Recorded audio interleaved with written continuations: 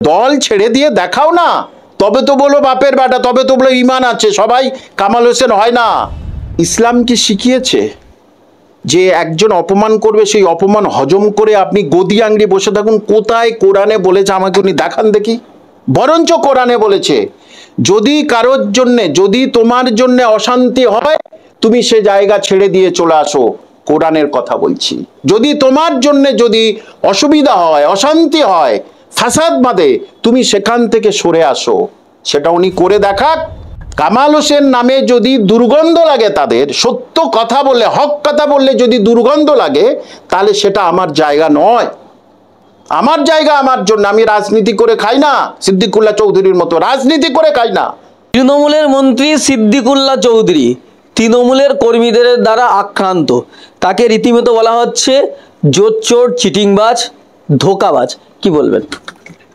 দেখুন, এটা তো আমরা ওখানে বাস করি না, তারা সেখানে বাস করে, তারা ভুক্তভোগী, তারা মনের কষ্ট, এলাকায় অনুন্নয়ন থেকে তারা এই কথাটা বলেছে। এবং অন্য জায়গার ভোটার তো নয়, তারা সেখানকার ভোটার। এবং যা শুনলাম যে বহু বছর পরে ওখানে গেছে, বাহ বাহ। এবং আরও বলবে না কেন, আরও যত ভীষণ থাকে বলা উচিত। এই যে উনি যে ওই যে গ্রন্থাগার মন্ত্রী, একটা নিয়োগ হয়েছে গ্রন্থাগারে, নিয়োগ হয়েছে কি সরকারিভাবে কোনো গ্রন্থাগারে নিয়োগ হয়েছে? যারা গ্রন্থাগার, যারা বিলিভ পাস করে বসে আছে, এমবিলিভ করেছে, তারা হতাশায় আছে। আর দ্বিতীয় কথা, এই যে মাদ্রাসা, এই যে আনএডেড মাদ্রাসা, বা এই 14 বছর মাদ্রাসায় পরীক্ষা হয়নি, গ্রুপ ডি রেজাল্টও বার হয়নি, এখন পরীক্ষা হয়েছে, রেজাল্ট বার হয়নি, সিদ্দিকুল্লাহ চৌধুরী কোনো কথা বলেছে? কোনো কথা বলেছে? তার মানে কি এটা সত্যি শুধু দাড়ি আর টুপি থাকলে তিনি কিন্তু ইমানদার হন না? এটা সিদ্দিকুল্লাহ চৌধুরী আবার চোখে আঙুল দিয়ে দেখিয়ে দিল যে আমার দাড়ি আর টুপি আছে, আমি কিন্তু ইমান নষ্ট করে ফেলেছি। কেন? তুমি মুসলমান বঞ্চনা করছো তোমার এলাকায়। কি করে হয়? যে এলাকায় মানুষ ভোট দিয়েছে, সেই এলাকায় মানুষ মাদ্রাসায় পরীক্ষা দিয়েছে, স্কুলে পরীক্ষা দিয়েছে, তারা বঞ্চিত হয়েছে। অন্তত হিন্দুদের জন্য বলতে হবে না, মুসলমানদের জন্য বলুন। আপনি তো দাড়ি টুপি আছে, মুসলমানদের জন্য বলুন। সে মুসলমানদের জন্য উনি বলার সে মানসিকতা উনি হারিয়ে ফেলেন। নিজে তো মাওলানা, তাহলে এই আনএডেড মাদ্রাসা যারা আছে তাদের নিয়ে কোনো কথা বলছে না কেন? আপনাকে বললাম যে 102টো যে সিনিয়র মাদ্রাসা আছে, সেখানে 70টাতে সুপারিনটেন্ডেন্ট নেই, তা উনি তো ওখান থেকে পাস। একবারে প্রতিবাদ করেছেন নাকি এগুলো উনি জানেন না, শোনেন না, আসে আর যান, ঘুমান, চলে যান? তাহলে আপনার এলাকায় আপনাকে এরকম লাঠি ফাটি নিয়ে সব এসছে, আমি দেখলাম লাঠি ফাটি নিয়ে এসছে। তাহলে আপনার এলাকায় যদি এরকম হয়, তাহলে সারা পশ্চিমবঙ্গের সংখ্যালঘুরা আপনাকে কি চোখে দেখবে? তাই কেন বলছি, উনি যে সংখ্যালঘু সব অবয়ব ওনার মধ্যে আছে, মুসলিম ইসলামিক অবয়ব সব ওনার মধ্যে আছে, তাহলে আপনি মুসলমানদের হয়ে অন্তত কথা বলবেন না কেন? গ্রন্থাগার মন্ত্রী, আপনি সবার মন্ত্রী, তাহলে আপনার গ্রন্থাগারে হিন্দু মুসলিম সবাই চাকরি পাবে না কেন? কটা চাকরি হয়েছে দেখাবেন? মানে বিজ্ঞাপন দিয়ে চাকরি হয়েছে, লিখিত পরীক্ষার মাধ্যমে কটা চাকরি হয়েছে দেখাতে পারবেন?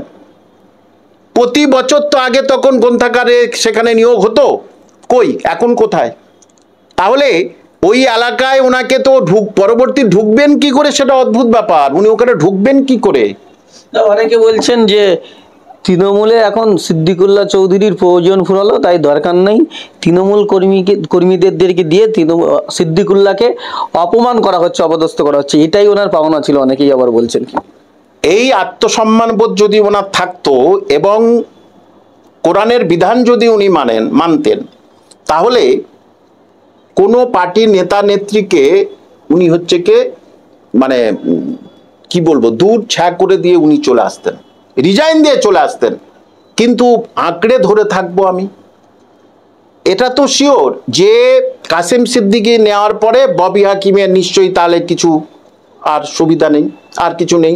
ওদিকে হুমায়ুন কবিরের আর নেই, কটা 24টার মতো এমএলএ আছে, তাদের তো আর কোনো ব্যাপার নেই, কারণ এতগুলো মুসলিম এমএলএ কোনো কাজই করতে পারছে না, মুসলিমদের কোনো মেসেজ দিতে পারছে না, তাই কাসেম সিদ্দিকীকে নিয়ে আসলো। সুতরাং কাসেম সিদ্দিকী পীর সাহেব বংশের ছেলে মাওলানা, তাহলে আরেকটা মাওলানার কি দরকার আছে? কোনো দরকার নেই। তাহলে একে সরিয়ে দেওয়া উচিত। সেটা তৃণমূলের ব্যাপার, আমি বলতে পারবো না। কাকে রাখবে কি কাকে আদর করবে সেটা তাদের ব্যাপার। কিন্তু কাসেম সিদ্দিকীকে নিয়ে আসার পিছনে মুসলিম যারা লিডার তাদের কিন্তু কম্পন শুরু হয়েছে, কিছু জনের কম্পন কিন্তু শুরু হয়েছে, যে এইবারে মনে হয় আমাদের আর সেখান থেকে ধাক্কা মেরে ফেলে দেবে। কিন্তু আবার বলছি, তারা কাকে নেবে কাকে ফেলবে সেটা তাদের স্ট্র্যাটেজি। কিন্তু সিদ্দিকুল্লাহ চৌধুরী যেটা করছেন সেটা কিন্তু ইসলামিক কালচার মেনে উনি করছেন না, এটাই হচ্ছে আমার প্রতিবাদ। এই যে সিদ্দিকুল্লাহ চৌধুরী জমিয়াতে যখন ছিলেন, বাম আমলে জমিয়াতের নেতা, কত দাপট, কত মানুষের তার ডাকে লক্ষ লক্ষ মানুষের সাড়া থাকতো, মানুষ ভালোবাসতো।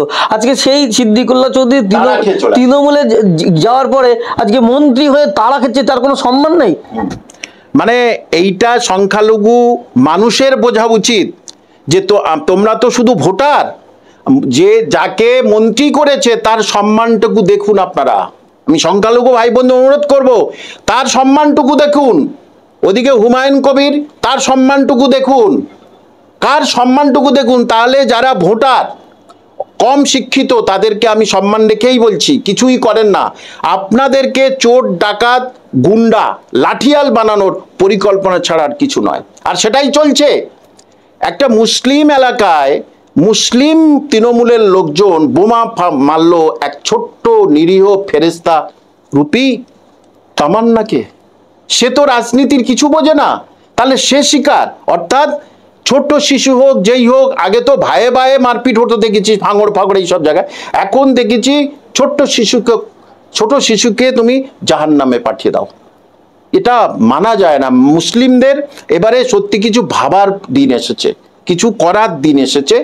আমি আবার বলছি, আপনারা কাকে ভোট দেবেন আপনাদের ব্যাপার, কিন্তু এইভাবে আপনারা হচ্ছে কি অপমানিত হয়ে কেন আছেন? আপনাদের কি কোনো অন্য কোনো পরিকল্পনা আপনারা করছেন? অ্যাকচুয়ালি কি মুসলিম মুভ নেই পশ্চিমবঙ্গে, সবাই সবার সঙ্গে দ্বন্দ্ব। এ পীর সাহেব ও পীর সাহেব দ্বন্দ্ব, ও পীর সাহেব এই মাওলানা ওয়াজেকে ওই মাওলানা নামে যাতা বলে, সিদ্দিকুল্লাহকে আরেকজন সহ্য করতে পারে না। এইটাই মৌকা পেয়েছে তৃণমূল কংগ্রেস, যে এরা তো পিঠ মাচানোর জন্য আমাকেই ভোট দেবে, আর কাকে দেবে। এখন এই যে অবস্থা, সিদ্দিকুল্লাহ চৌধুরী এত বড় একটা নেতা থেকে তৃণমূলে যাওয়ার পরে এই যে এখন মানে ঝাঁটা পেটা খেতে হচ্ছে, রীতিমতো একটা অপমানজনক ব্যাপার। কি করণীয় উচিত? সিদ্দিকুল্লাহ চৌধুরীকে তৃণমূলে থাকা উচিত না তৃণমূল থেকে ছেড়ে দিয়ে রিজাইন দিয়ে চলে আসা উচিত? আপনি যেমন চলে এলেন। আমি তো বললাম আমার তো দাড়ি টুপি নেই, কিন্তু যতটা পারি আমি ইসলামিক কালচার আদর্শ মেনে চলি। তো সিদ্দিকুল্লাহ চৌধুরীর তো ইসলামিক অবয়ব আছে, দাড়ি টুপি সব আছে।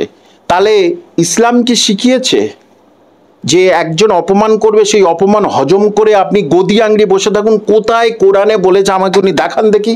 বরঞ্চ কোরআনে বলেছে যদি কারোর জন্যে, যদি তোমার জন্যে অশান্তি হয় তুমি সে জায়গা ছেড়ে দিয়ে চলে আসো। কোরআনের কথা বলছি। যদি তোমার জন্যে যদি অসুবিধা হয়, অশান্তি হয়, ফাসাদ বাঁধে, তুমি সেখান থেকে সরে আসো। সেটা উনি করে দেখাক, তাও তবে তো বলবো না ইমানদার মুসলমান। করে দেখাক উনি। এত অপমান সহ্য করেও কেউ থাকবে নাকি? এখন তিনি যদি বলেন আমি সব হজম করব, আমার পথটা দরকার, তাহলে আমি বলবো যে ইসলামিক কালচারগুলো আপনার মধ্যে না থাকাই ভালো। কারণ অন্য সমস্ত কাস্টের তারা ভাববে এই মুসলমানরা অনেক কিছু ঘৃণা অপমান সহ্য করেও এই থাকতে ভালোবাসে। এটা অন্যজনের কাছে, অন্য কাস্টের কাছে খারাপ মেসেজ যাচ্ছে এবং যাবে। কি করণীয় উচিত আপনি কি মনে হয়? দেখুন, সেটা ওনার ব্যক্তিগত ব্যাপার। আমি বলবো আপনি রিজাইন দিন, ওনার ব্যক্তিগত, যেটার ব্যক্তিসত্তা আলাদা। আমার ব্যক্তিসত্তা আলাদা, ওনার ব্যক্তিসত্তা আলাদা। আমি লেখাপড়া করি, ছেলে মেয়েদের পড়াই, কম্পিটিটিভ এক্সাম, স্কুলে শিক্ষক মহাশয়। আমার সঙ্গে ওনার পার্থক্য কি করে বোঝাচ্ছেন আপনি? উনি গাদা গাদা হাদিস কোরআন পড়েছেন, কিন্তু সে হাদিস কোরআনের মাহাত্ম্যটা রাখছেন কই? ছোট করছে, তবু আপনি সেই জায়গায় থাকবেন? উনি কালকে বললেন অপমান করলে কিন্তু আমি দল ছেড়ে দেবো, এরকম বারবার মুখে ওরকম বলতে পারে। মমতা ব্যানার্জি যেমন মুখে বলে 10,000 মাদ্রাসা করে দেবো, কিচ্ছু হয়নি, 253টা জাগমাত্র হলে চলছে। তা উনিও তো তার ভক্ত, তা উনিও তো ওরা মুখে বলবে। দল ছেড়ে দিয়ে দেখাও না, তবে তো বলো বাপের বেটা, তবে তো বলো ইমান আছে। সবাই কামাল হোসেন হয় না, সবাই কামাল হোসেন। আমি তো বললাম দাড়ি টুপি থাকলে তার যে ইমান থাকবে সেটা নয়। আমি দেখিয়ে দিয়ে এসেছিলাম সেখানে যে ইসলামিক কামাল হোসেন নামে যদি দুর্গন্ধ লাগে, তাদের সত্য কথা বললে, হক কথা বললে যদি দুর্গন্ধ লাগে, তাহলে সেটা আমার জায়গা নয়। আমার জায়গা আমার জন্য। আমি রাজনীতি করে খাই না, সিদ্দিকুল্লাহ চৌধুরীর মতো রাজনীতি করে খাই না।